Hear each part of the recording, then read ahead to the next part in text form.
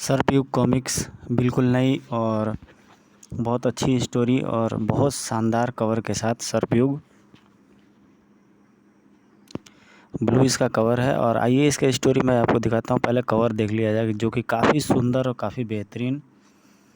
लेकिन एक ही चीज़ जो थोड़ा तंग करती है, तौसी को बेहद कमज़ोर दिखाया गया जो कि है नहीं। तौसी बहुत पावरफुल कैरेक्टर है, साथ ही साथ नागराज को भी काफ़ी पावरफुल दिखाया दिया गया है इसमें।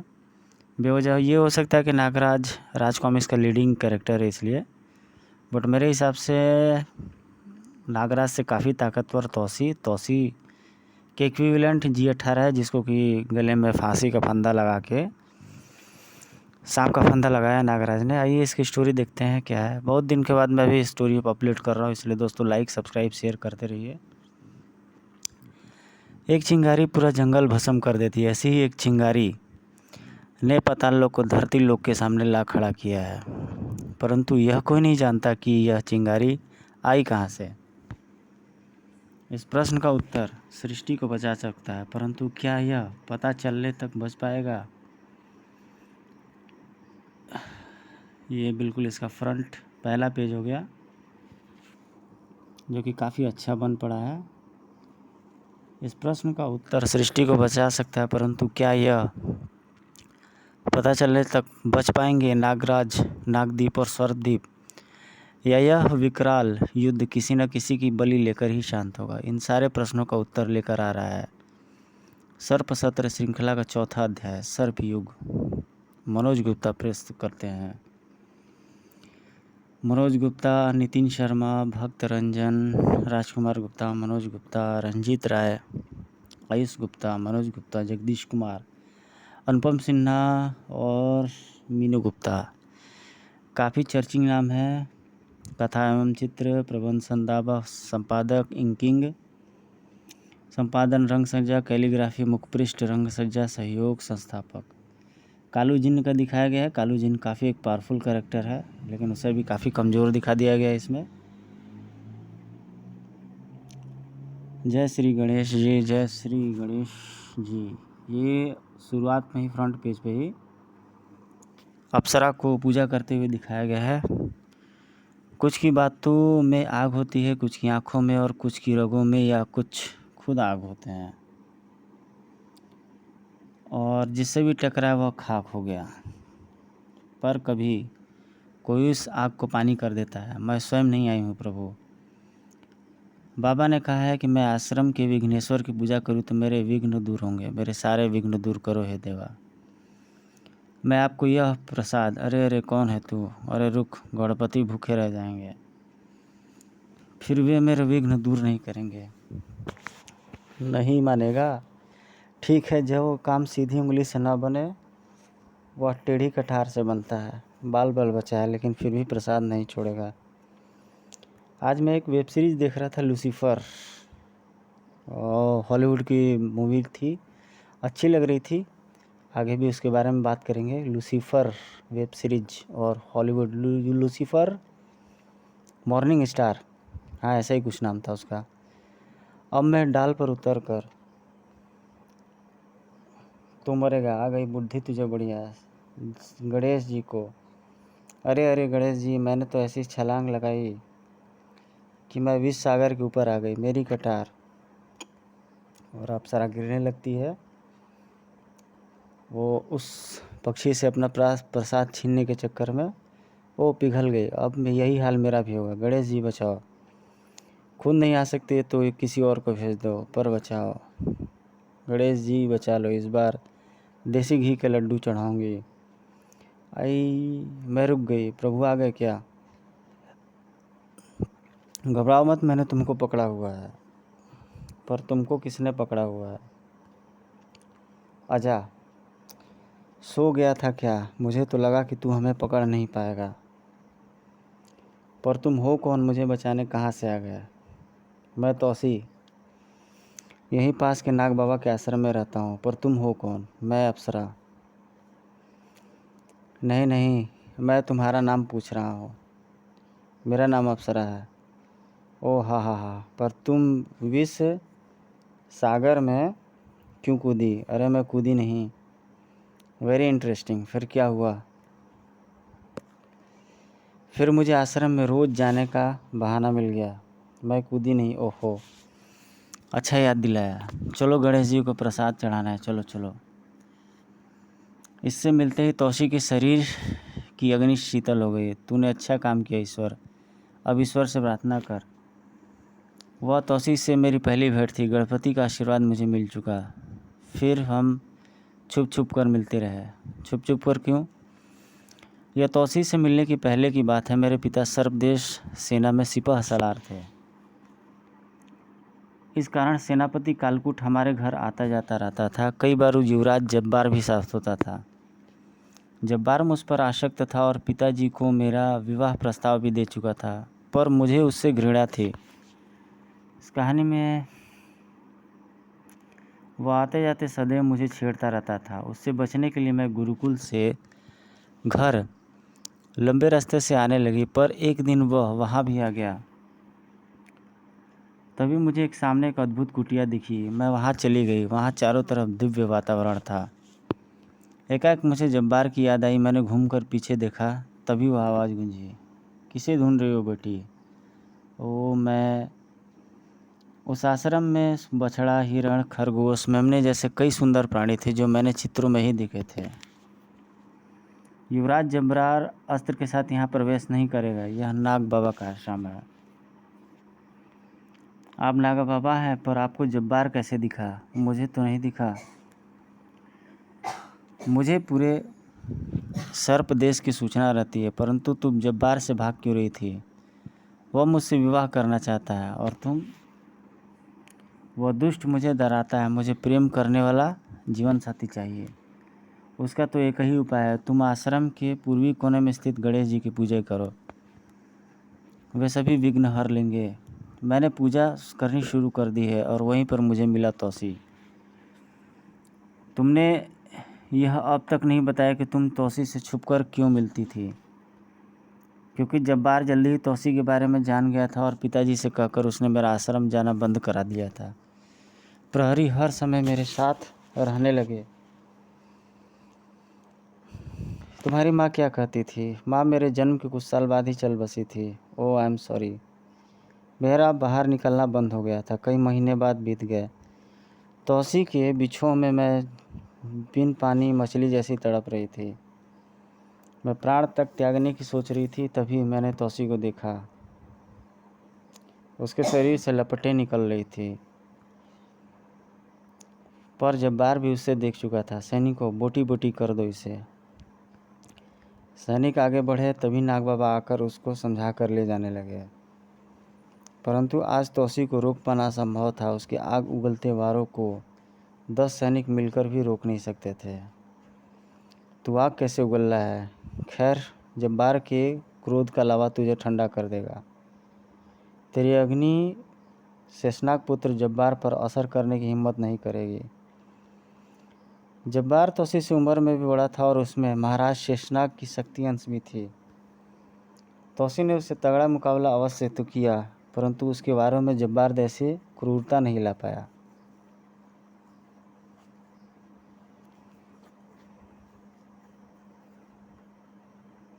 लड़ाई अधिक समय तक नहीं चली। बस बहुत हुआ तौसी, मैं राजाज्ञा से तुमको बंदी बनाता हूँ।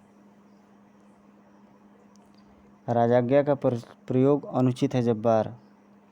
इसने मेरी भावी पत्नी पर कुदृष्टि डाली है नाग बाबा। भावी पत्नी? ऐसा किसने कहा तुमसे? अप्सरा के पिता तृणधार ने। तो बुलाओ तृणधार को, वे सीमा सुरक्षा के लिए गए हैं।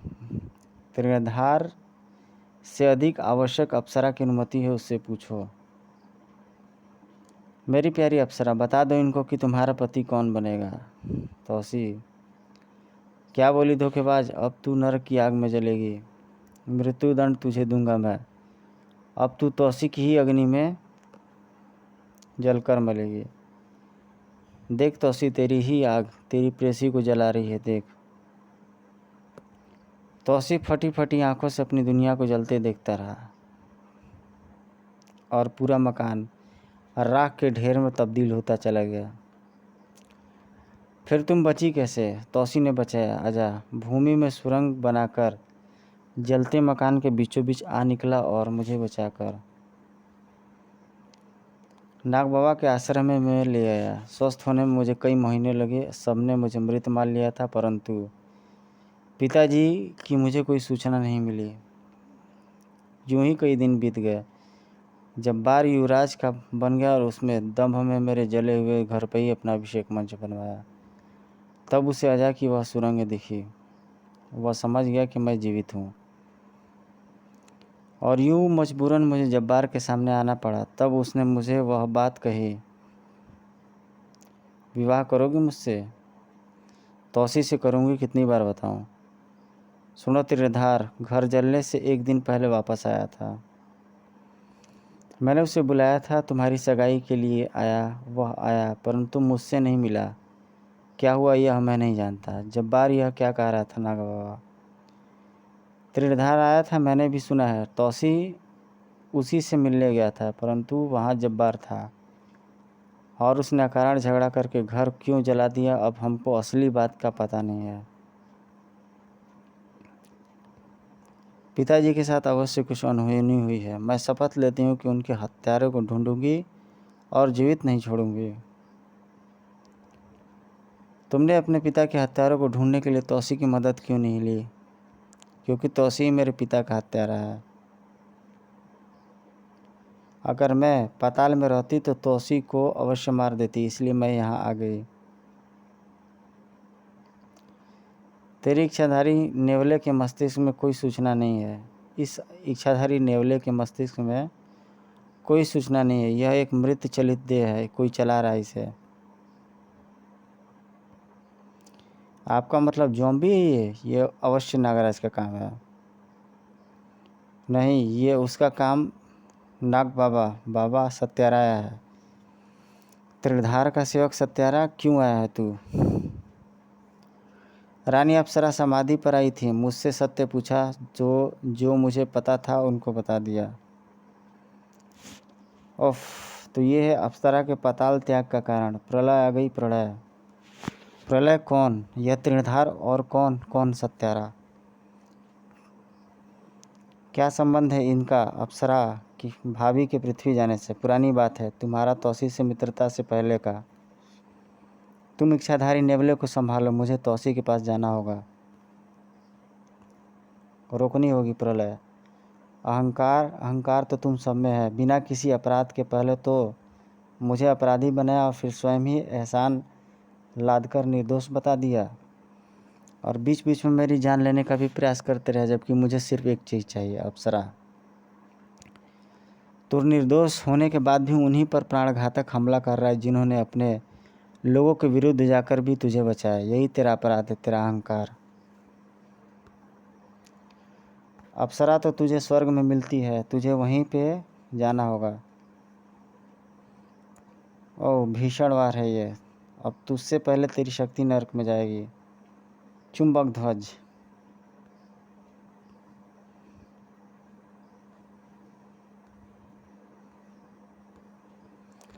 कालदूत ने चुंबक शक्ति को कारों के बीच में ही पीस दिया।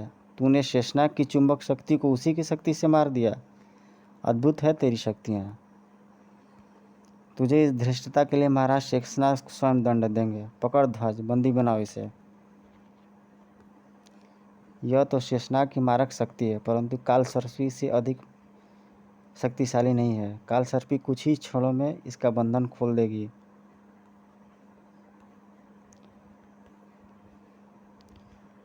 यह काल सर्पी है, अविनाशी और अनश्वर। इसको काटेगा तो हर कटा भाग एक काल सर्पी बन जाएगा। अब काल सर्पी अनेक है और पकड़ ध्वज एक। न ये एक टिक पाएगा और न तू, क्योंकि अब तू भी काल सर्पी की अब बंदी है। नागद्वीप वासियों,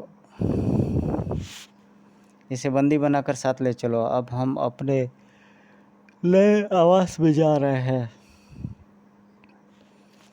बंदी और मुझे, मेरी अष्टध्वज शक्ति को तेरा एक भी योद्धा पार कर मुझ तक नहीं पहुंच पाएगा। कालदूत,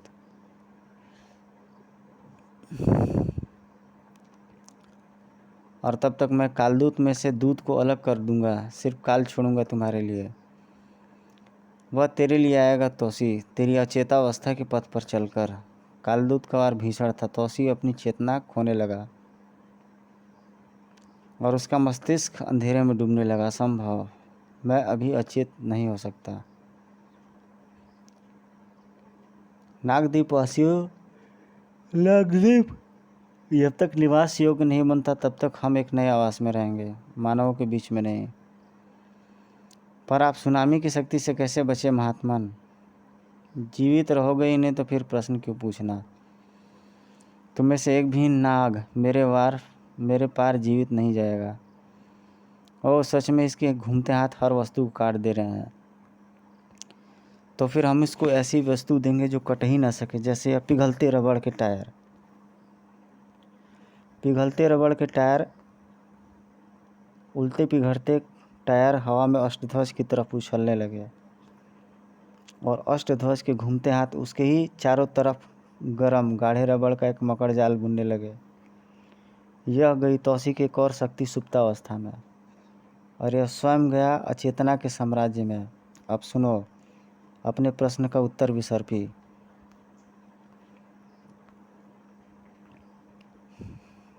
मैं सागर की यह धृष्टता देखने ही रुका था। उसने मुझसे प्रार्थना भी की थी, परंतु उसने मुझ पर लहरों के प्रचंड वार किए। फिर मैंने भी उसको भंवर बनाकर समुद्र तल के एक सुप्त ज्वालामुखी में त्रिशूल से रास्ता बनाकर लावे के पास भेज दिया।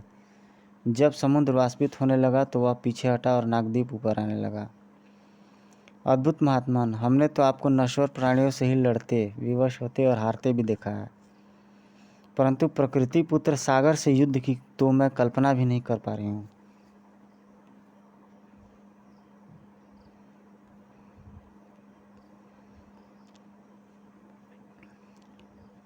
शत्रु पर तुलनात्मक शक्ति से अधिक का प्रयोग अन्यायपूर्ण और अहंकार का परिचायक होता है। इसके परिणाम हर पक्ष के लिए विनाशकारी होते हैं। यह बात तो मानव तक समझते हैं। अब तुम सब इस सर्प के द्वार से हमारे अस्थायी निवास के लिए प्रस्थान करो। मैं तौसी के साथ द्वार बंद करता हुआ अंत में आऊँगा। फिर ये अप्सरा चीखता रहेगा। अप्सरा, अब तू चिल्लाएगा कालदूत, मुझे अप्सरा का पता बताने के लिए। तेरी हाथों की अग्नि ने कालसर्पी को गला दिया। असंभव, यह असंभव है। असंभव, अब तेरा जीवित रहना है कालदूत। इसने कालसर्पी कैसे गला दी? अतीत इच्छाधारी शक्ति नहीं, यह कुछ और है। इसकी ऊष्मा शक्ति इच्छाधारी नहीं है, यह अप्सरा नाम से जागृत हुई है। हमने कुछ नहीं किया है, फिर तो कुछ करना चाहिए क्या? कालदूत को शक्तिहीन करना, जैसा उसने मुझसे किया था। इसके लिए मैं तौसी को नागदीप के नागों की इच्छा शक्ति दूंगी। ऐसा इच्छाधारी रूप तो मैंने कभी नहीं देखा। मुझे भी अपना रौद्र रूप दिखाना होगा। यह युद्ध बराबरी का था। कोई भी एक दूसरे को एक डग भी नहीं हिला पा रहा था। और इच्छाधारी शक्ति भेजो। अरे इच्छाधारी शक्ति का प्रवाह कैसे रुक गया? कैसे संभव है ये? तौसी का पलड़ा हल्का होते ही कालदूत का वार उसके होश उड़ा ले गई।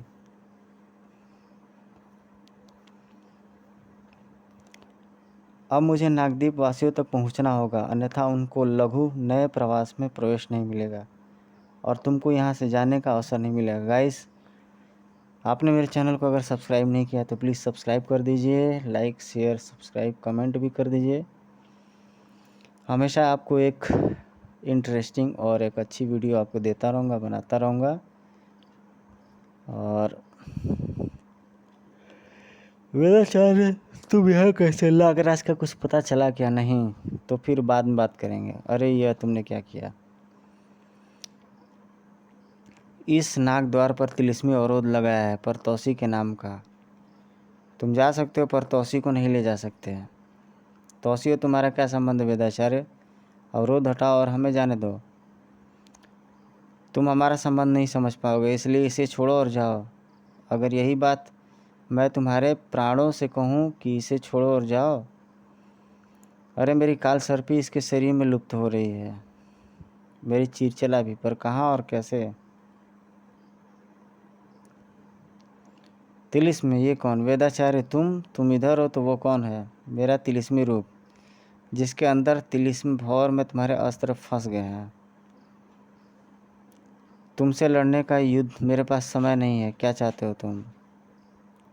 तौसी, ठीक है, यह ले लो तौसी। यह तुम नहीं, समय जीता है वेदाचार्य। मैं वापस आऊँगा, तब तक तुम तौसी को रखने का शौक़ पूरा कर लो। मैंने अवरोध हटा लिया, पर वापस मत आना, वरना तुम्हारा जीवन पूरा हो जाएगा। तभी ज़मीन काँप उठी। अरे ये क्या? वो तो तू है, तौसी का शत्रु। कौन हो तुम? हमला क्यों कर रहे हो? तौसी को हानि पहुंचाने वाली हर वस्तु के लिए यमराज है उसका गुरु नाग बाबा। हानि मैं तो उसे बचा रहा था। किससे? अरे उस त्रिशरीरी सर्प कालदूत से। कहाँ है वो?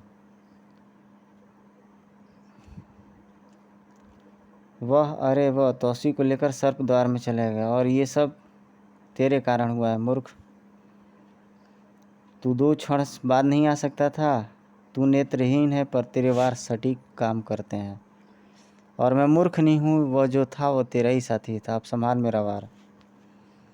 तिलिस्म खंडन वार, तुझे इसकी काट पटा है कैसे? क्योंकि इसे मैंने ही बनाया। इसे मेरे अतिरिक्त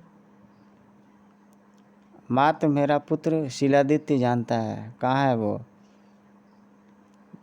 शिलादित्य और नाग बाबा का संबंध क्या था? यह रहस्य सर्प देश में छुपा हुआ था, जहाँ पर कैद नागराज के दिमाग में हाल में बीती घटनाएं चल रही थी। गरला का विष तुम्हारे अंदर वायरल संक्रमण जैसा फैला रहा है नागराज। इससे बचने के 2 रास्ते हैं। कौन से डॉक्टर करुणाकरण? पहला कि तुम इसके सोर्स तक पहुंचकर इसकी काट ढूंढो,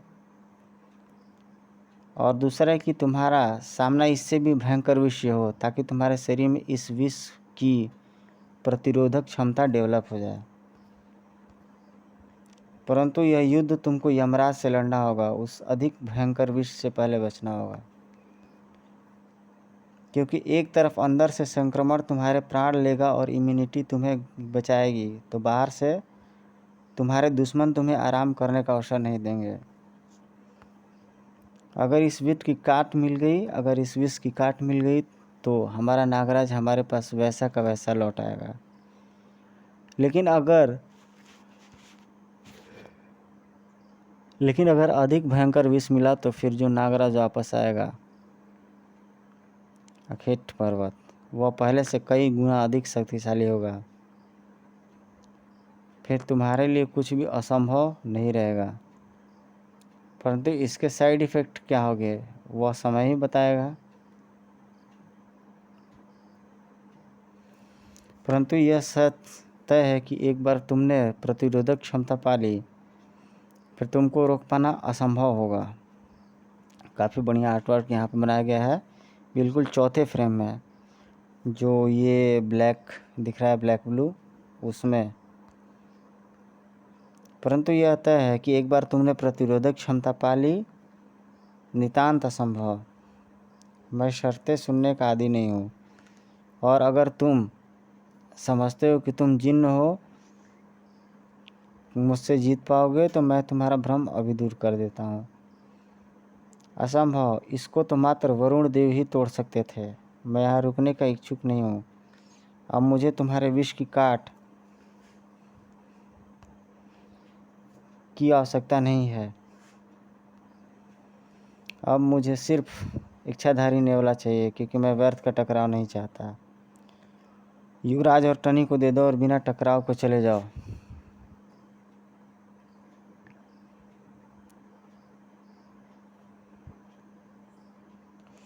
मैं शर्तें सुनने का आदी नहीं हूँ, और अगर तुम समझते हो कि तुम जिन्न होकर मुझसे जीत जाओगे, तो मैं तुम्हारा भ्रम अभी दूर कर देता हूँ। मैं नहीं, तुमको पूरा सर्प देश रोकेगा। देखो, लड़ पाओगे इन सब से? ये सैनिक नहीं है, इसलिए मैं इनको पीछे हटने का एक अवसर दूंगा। ओह, मैंने कहा था कि इसको एक अवसर दूंगा अवश्य, पर दूसरा नहीं। क्रोधित कर दिया तुमने मुझको, अब तुम सर्पदेश को नागराज के प्रयोग नहीं।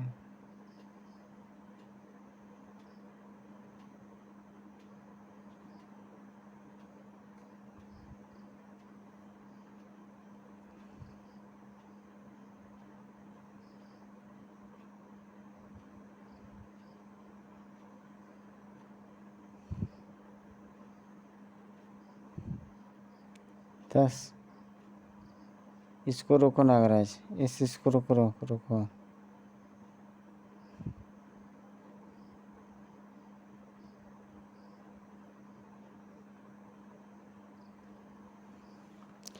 चोटी का एक टुकड़ा विष सागर में आ गिरा और सुनामी की विष लहरें सर्पदेश के तट की ओर बढ़ चली।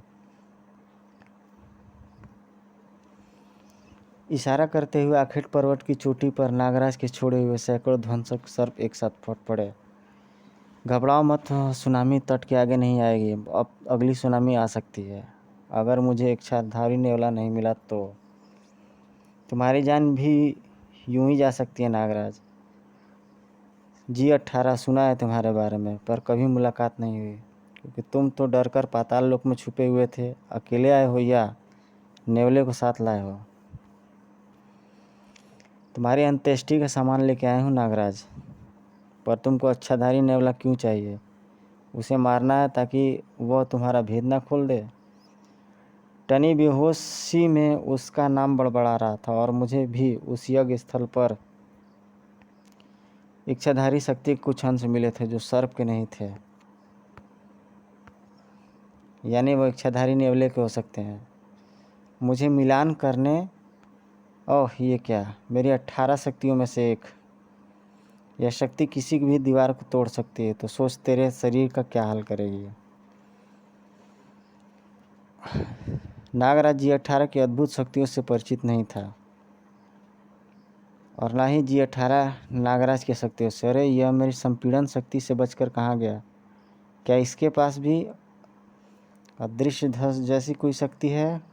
यह नागराज कणों में बदलने की शक्ति है G18। यह इच्छाधारी कणों में बदलने की शक्ति है G18। ओह, फिर तो तुझ पर दूसरा वार करना होगा।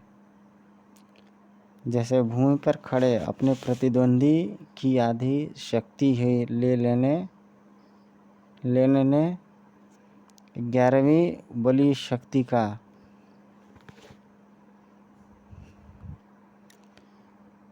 अब तुम्हारी शांति ही या तुम्हारे काम बनेगी, और साथ ही मैं अपनी 10वीं शक्ति से तुम्हारे शक्तियों को जानकर उनकी काट बना लूँगा। पर मुझे मेरी शक्तियाँ छोड़नी होगी, वापस करनी होंगी, अन्यथा मेरा शरीर गल जाएगा। ओह तो तू है वो G18।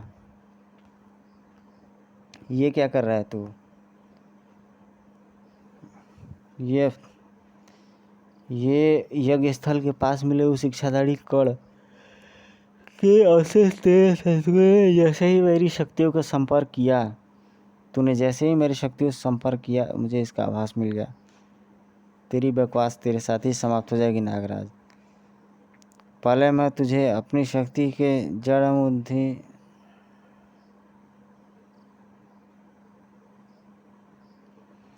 पहले मैं तुझे अपनी शक्ति से नष्ट कर दूँ, फिर जाऊँगा इंटरव्यू करूँगा।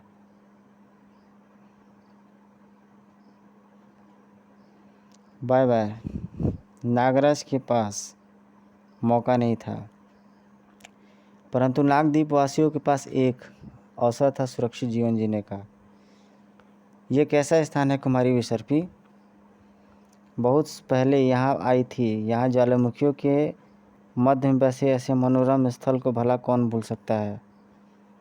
वह यह है कोबरा घाटी, और यहाँ पर नागद्वीप वासियों सहित तुम्हारा स्वागत है कुमारी विसर्पी। परंतु आस्तिक ऋषि तो बाहरी नागों को कोबरा घाटी में आने की अनुमति कभी नहीं देते।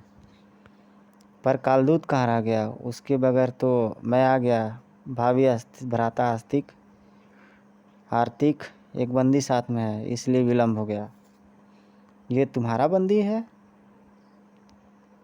हाँ, यही नागदीप के विनाश का कारण है। सत्य है, परंतु स्थिति भी अभूतपूर्व है। मैं भला भ्राता समान कालदूत का अनुरोध कैसे टाल सकता हूँ? हाँ, यही नागदीप के विनाश का कारण है। यह नागदीप वासी नहीं है, इसको प्रवेश नहीं मिलेगा, इसे मुझे सौंप दो। परंतु यह तो एक सर्प है भ्राता, आस्तिक इसे छोड़ा तो यह भाग निकलेगा। नियम है कालदूत, इसे हमें सौंप दो, अन्यथा वापस लौट जाओ। अब हम पीछे नहीं जा सकते, हमें रोकना तो पड़ेगा, यहीं पड़ेगा आस्तिक। कोबरा घाटी में प्रवेश का रास्ता या तो हमारी अनुमति से होकर जाता है या मृत्यु लोक से होकर। हमारी अनुमति चाहिए तो तौसी हमें सौंप दो। तौसी, यह नाम तो मैंने लिया ही नहीं, कैसे जानते हो तुम इसको? रस्सियों के साए मंडराते जा रहे थे वहाँ भी और यहाँ भी। मैं तुमको महासागर में ढूंढ रहा था, फिर तुम मिले। फिर मैंने तुम्हारे दिमाग में लुबना झील तल के रास्ते यहाँ आने की सलाह भर दी थी। तुम अस्परा के रूप में पाताल लोक में प्रवेश कर गए और फिर तुमको माया दर्पण के रास्ते यहाँ तक लाने में मेरी पूरी ऊर्जा चुक गई है। पर तुम हो कौन और मैं तुम्हारे लिए क्या कर सकता हूँ? अंदर आओ, इस अंधकार को अपनी मणि शक्ति से प्रकाशित करो, फिर देखो कि अंदर क्या है। नागराज, तुम यहाँ कैसे?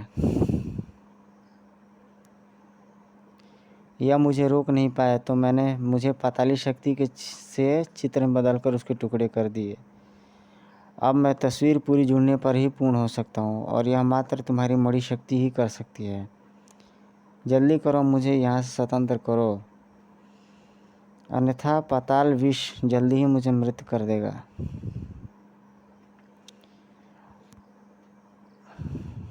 कौन है जी?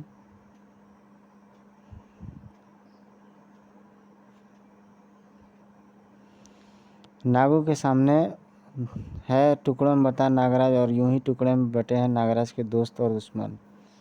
धीरे धीरे इस खेल के सारे खिलाड़ी अपने असली रंग दिखा रहे हैं। अब इनका रंग उड़ेगा या और पक्का हो, यह बताएगा सर्पसत्र श्रृंखला का अगला भाग। अब मैं तस्वीर पूरी जुड़ने पर ही पूर्ण हो सकता हूँ और अब मात्र तुम्हारी मणि शक्ति ही यह कार्य कर सकती है।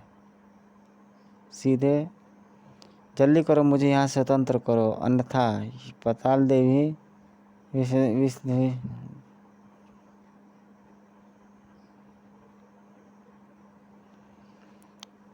सर्पकाल अगला सीरीज जो है, और ये रहा उसका बैक कवर।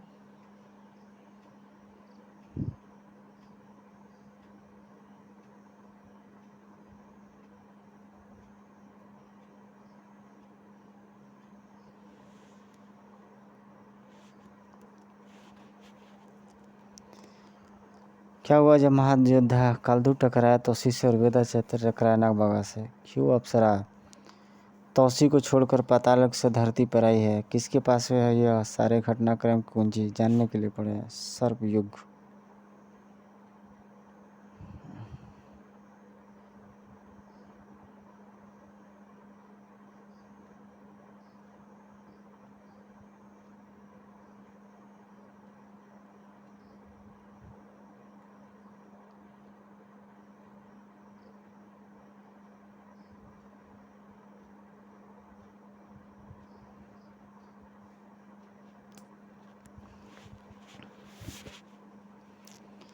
सर्पसत्र श्रृंखला का पूर्ण आनंद लेने के लिए पढ़े इस श्रृंखला की पूर्व प्रकाशित कॉमिक्स सर्पसत्र, सर्पद्वंद्व, सर्प योग्य।